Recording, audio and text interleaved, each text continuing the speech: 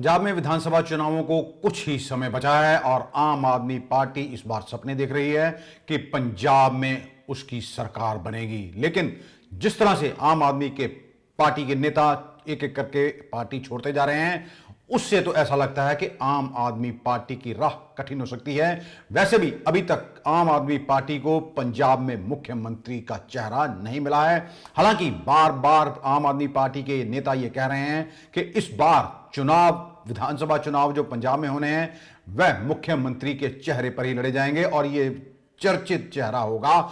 आम आदमी पार्टी को पंजाब में विधानसभा चुनावों से अगर यूं कहा जाए, पहले ठीक एक और झटका लग गया है। पार्टी की नेता और बठिंडा रूरल से विधायक रुपिंदर कौर रूबी ने पार्टी छोड़ दी है। उनकी ओर से देर रात को ट्वीट करके इसकी जानकारी दी गई, जिसमें उन्होंने लिखा, श्रीमान अरविंद केजरीवाल जी, कन्वीनर आम आदमी पार्टी एंड भगवंत मान जी, आपको बताना चाहती हूं कि मैं आम आदमी की पार्टी की सदस्यता से इस्तीफा दे रही हूं, कृपया मेरा इस्तीफा स्वीकार कीजिए। बताया जा रहा है कि उनके पिता की तबीयत ठीक नहीं है और इसलिए वह पार्टी कार्यक्रमों में हिस्सा भी नहीं ले रही थी, मगर पार्टी के साथ उनकी नाराजगी उस समय सामने आई थी जब वह भगवंत मान को मुख्यमंत्री का चेहरा बनाने के लिए खुलकर उनकी सपोर्ट करने लगी थी। अक्टूबर में उन्होंने भगवंत मान के हक में बयान देकर सभी को चौंका दिया था। इस दौरान रूबी ने कहा था कि भगवंत मान के बाद तो अरविंद केजरीवाल ही बचते हैं। ऐसा कहना एक तरह से आम आदमी पार्टी के कन्वीनर पर तंज भी कसा माना जा रहा था, क्योंकि यदि वर्ष 2017 में जो पंजाब में विधानसभा चुनाव हुए थे, जिस तरह से आम आदमी पार्टी की लहर थी, उस तरह से यदि कोई मुख्यमंत्री का चेहरा घोषित कर दिया गया होता और अरविंद केजरीवाल ये चाह न रखते कि वह पंजाब से के मुख्यमंत्री बनेंगे, तो शायद तब भी आम आदमी की सरकार बन गई होती। 29 अक्टूबर को अरविंद केजरीवाल की बठिंडा की विजिट के दौरान भी ये विधायक रूबी सामने नहीं आई थी। उनके कार्यक्रम में शामिल नहीं हुई थी। यहां की उनकी तमाम होर्डिंग में लगे जो पोस्टर लगे थे, उनकी तस्वीर भी गायब थी और अब उनकी तरफ से इस्तीफा दे दिया गया है। जब आम आदमी पार्टी चुनाव अपने दम पर उतरने की बात कह रही है, ये उसके लिए बड़ा झटका माना जा रहा है।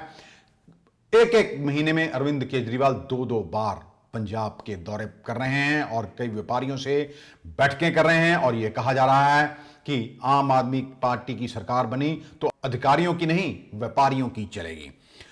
आपको यह भी बता दें कि रुपिंदर कौर रूबी आम आदमी पार्टी छोड़ने वाली छठी विधायक हैं। इससे पहले आम आदमी पार्टी को छोड़कर सुखपाल सिंह कैरा, पिरमल सिंह खालसा, जगदेव सिंह कमालू और आम आदमी पार्टी छोड़कर ये तमाम नेता कांग्रेस में शामिल हो चुके हैं। यही नहीं, जैतों से विधायक बलदेव सिंह और एचएस फुल्का ने विधायक पद से इस्तीफा दे दिया था। आपको यह बता दें, जब आम आदमी पार्टी अस्तित्व में आई थी तो एमपी गांधी जो बने थे पटियाला से, वह भी किनारा कर चुके हैं आम आदमी पार्टी से। सुच्चा सिंह छोटेपुर जैसे कई नेता भी आम आदमी पार्टी को अलविदा कह चुके हैं। आम आदमी पार्टी को बेहतरीन प्रदर्शन की ओर से बेहतरीन प्रदर्शन किया गया था 2017 के चुनावों में, तब 20 सीटें आम आदमी पार्टी को मिली थी। यह उनके लिए बड़ी उपलब्धि माना जा रहा था। किसान नेता गुरनाम सिंह चुड़ूनी ने कैप्टन अमरिंदर सिंह पर बड़ा आरोप लगाया और कहा कि कैप्टन किसानों का नाम लेकर भारतीय जनता पार्टी के नेताओं से मिलने जाते रहे हैं। अगर वह कृषि कानूनों की बात करते हैं तो बताएं कि किन कानूनों पर उनकी बात अब तक कहां पहुंची है। उनके पास ऐसी कौन सी पावर है कि वह कानून रद्द करवा देंगे। स्पष्ट है कि अगर वह सीधे तौर पर भाजपा नेताओं से मिलने जाएंगे तो पंजाब के लोगों को यह मंजूर नहीं होगा। यही कारण है कि वह किसानों के बहाने भाजपा नेताओं से मिल रहे हैं। गुरनाम सिंह चुड़ूनी ने यह भी कहा कि किसान संगठनों की राजनीतिक पार्टी को रजिस्टर होने के लिए चुनाव आयोग के पास भेज दिया गया है और जल्दी इसका नाम घोषित कर दिया जाएगा। कुछ संगठन हैं जो पंजाब में चुनाव लड़ने का मन बना रहे हैं। हालांकि ज्यादातर संगठनों ने संघर्ष करने की ही बात कही है। उनकी ओर से फतेहगढ़ साहब में से सरबजीत सिंह मक्खन को नेता चुना गया है और पार्टी की तरफ से वह चुनाव भी लड़ेंगे। चुड़ूनी का यह भी कहना है कि कैप्टन अमरिंदर सिंह अनुभवी लोगों का एक पैनल भी लेकर गए थे और कहा था कि कृषि कानूनों पर बात करने के लिए वह केंद्र सरकार के मंत्रियों के पास गए हैं, लेकिन अमित शाह की ओर से यह मीटिंग कैंसिल कर दी गई। अगर ये लोग इतने गंभीर होते तो अनुभवी लोगों से मुलाकात जरूर करते और कानूनी हल निकालते। आपको यह बता दें कि किसानों को दिल्ली की सीमाओं पर बैठे हुए करीब करीब 1 साल होने को है और 700 से करीब किसान शहीद हो चुके हैं, लेकिन अभी तक प्रधानमंत्री नरेंद्र मोदी की ओर से एक भी बयान किसानों के पक्ष में या उनकी मौत पर संवेदना व्यक्त नहीं की गई है। किसानों और केंद्र सरकार के बीच जो बातचीत का दौर है वह भी काफी समय से थमा पड़ा है। एक तरफ जहां किसान इन कानूनों को रद्द करने की मांग पर अड़े हुए हैं, वहीं केंद्र सरकार के साथ जब 11वें दौर की बैठक हुई तो यह कहा गया था कि सरकार इसमें संशोधन तो करेगी लेकिन इन्हें रद्द नहीं किया जाएगा। तभी से ये किसानों और सरकार के बीच वार्ता बंद है। ट्रांसपोर्ट मंत्री अमरिंदर सिंह राजा वड़िंग एक्शन मोड में हैं। मंगलवार की रात को उन्होंने मोहाली में चेकिंग की और सुबह उठते ही फिर बसों को चेक करने में लग गए। चेकिंग के दौरान आधा दर्जन बसों को बंद करने की खबर है। वह खुद देर रात तक आरटीए के साथ चेकिंग पर रहे। बसों में चढ़कर सवारियों से पूछा कि उन्हें कोई परेशानी तो नहीं आ रही। हालांकि कुछ संचालकों ने अलग अलग जगहों से रास्ते से सवारियों को चढ़ाया था, जो कि कानून के खिलाफ है, इसलिए इन्हें बंद कर दिया गया। इसके अलावा कुछ एक बसों ने टैक्स नहीं भरा था, इसलिए उन्हें भी बंद किया गया। सवारियों से उन्होंने असुविधा के लिए माफी भी मांगी। इन सवारियों को पहले बस स्टैंड पर छोड़ा गया, फिर बसों को बंद किया गया।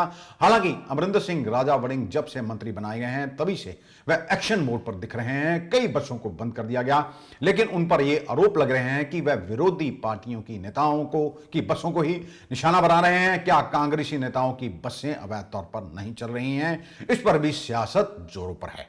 पंजाब कांग्रेस के अध्यक्ष नवजोत सिंह सिद्धू के अड़ियल रवैये के बाद एडवोकेट जनरल एपीएस देओल को हटाने का फैसला ले लिया गया। इससे कांग्रेस में घमासान मच गया है। श्री अनंतपुर साहिब से कांग्रेसी सांसद मनीष तिवारी ने अपनी सरकार पर तीखे प्रहार किए हैं और कहा है कि बार काउंसिल ऑफ इंडिया की गाइडलाइंस भी जारी की गई हैं, जिसमें उन्होंने यह कहा है कि वकील किसी क्लाइंट से बंधा नहीं होता।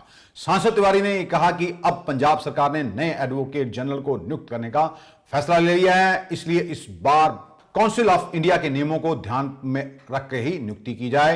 एक वकील कोर्ट, ट्रिब्यूनल और अथॉरिटी के सामने कोई भी केस ला सकता है। वकील कुछ खास हालात में केस लेने से इनकार भी कर सकता है।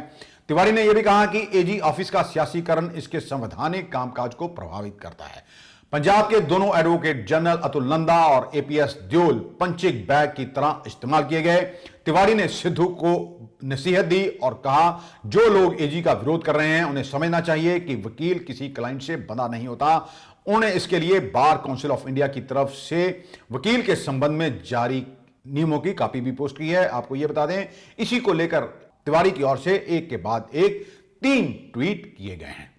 पंजाब में यह साबित हो गया है कि नवजोत सिंह सिद्धू ही कांग्रेस के सर्वोपरि हैं। यहां तक कि मुख्यमंत्री को भी उनके फैसले के आगे झुकना पड़ा है। मंगलवार को डीजीपी और एडवोकेट जनरल को हटाने के फैसला ले लिया गया। हालांकि डीजीपी को यह कहकर नहीं हटाया गया कि पैनल में अधिकारियों के नाम भेजे गए हैं। जब तक उन पर कोई फैसला नहीं हो जाता तब तक इकबाल प्रीत सिंह सोहता ही डीजीपी बने रहेंगे। लेकिन एडवोकेट जनरल एपीएस देओल को हटाने से यह साबित कर दिया गया कि सुपर सीएम पंजाब के नवजोत सिंह सिद्धू ही हैं। इस घटना को 2013 की घटना से जोड़कर देखा जा रहा है, जिसमें राहुल गांधी ने तत्कालीन प्रधानमंत्री डॉक्टर मनमोहन सिंह की अगुवाई वाली यूपीए सरकार का अध्यादेश फाड़ दिया था। जब यह वाकया हुआ तो प्रधानमंत्री डॉक्टर मनमोहन सिंह अमेरिका दौरे पर थे। उसके बाद ही देश में यह चर्चा हो गई थी कि डॉक्टर मनमोहन सिंह पीएम तो जरूर हैं, लेकिन देश में असल राज जो है वह गांधी परिवार का है। पंजाब में नवजोत सिंह सिद्धू क्या कांग्रेस की मजबूरी बन गए हैं, यह भी चर्चा का विषय है। हमने कई राजनीतिक माहिरों से भी बात की। हालांकि उनका यह कहना है, नवजोत सिंह सिद्धू जो कह रहे हैं वह ठीक कह रहे हैं, वह पंजाब के मुद्दे उठा रहे हैं। इससे पहले नेताओं ने अपने घर भरे और जमकर पंजाब को लूटा। नवजोत सिंह सिद्धू ही ऐसे नेता हैं जिन्होंने अपनी मंत्री पद की कुर्सी को ठोकर मार दी और पंजाब के भले की बात की। अब पंजाब सरकार में क्या 2022 में रिपीट करेगी, यह अहम सवाल है, क्योंकि नवजोत सिंह सिद्धू ने अभी तक संगठन को पूरी तरह से तैयार नहीं किया है। हालांकि कांग्रेस यही चाहती है कि हर सूरत में वर्ष 2022 में पंजाब में सरकार बनाई जाए, क्योंकि इससे एक संदेश भी जाएगा और लोकसभा चुनाव जो 2024 में होने हैं, कांग्रेस पार्टी को इससे ऑक्सीजन मिल जाएगी। कैप्टन अमरिंदर सिंह को भी इसी रणनीति के तहत हटाया गया था। एक के बाद एक करके नवजोत सिंह सिद्धू की तमाम बातें भी इसलिए मानी जा रही हैं क्योंकि कांग्रेस को डर सताने लगा है कि यदि इस दौरान नवजोत सिंह सिद्धू कांग्रेस को छोड़कर चले गए तो कांग्रेस को भारी नुकसान सहना पड़ सकता है।